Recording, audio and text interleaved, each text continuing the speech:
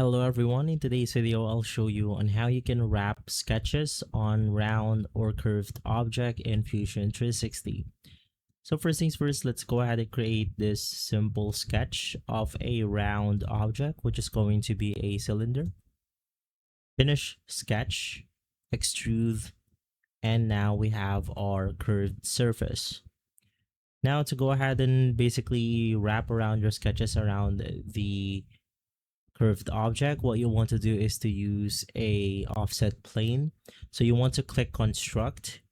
From here, you then want to put it to a plane where you have the ability to customize it to the surface where you want to put your sketches on. So in my case, it's going to be this surface right here. Click OK. And then you want to create your new sketch on this offset plane. And so in my case, I'm just going to create a simple rectangle in order to wrap around my object right here.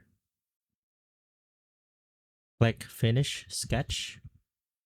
And basically you could customize this, or you could use the emboss option under the create drop down menu. So click create. You then have the emboss option. And there's a couple of uses for this specific function.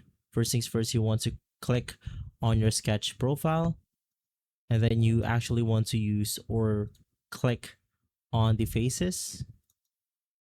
And basically from there, as you can see, it will now wrap around the actual surface right here. Now you could put text into this if you want to.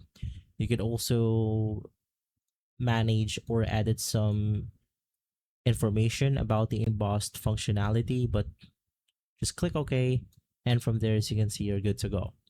If this video has been helpful, leave a like, subscribe, and follow us for more videos like this. Thanks for watching.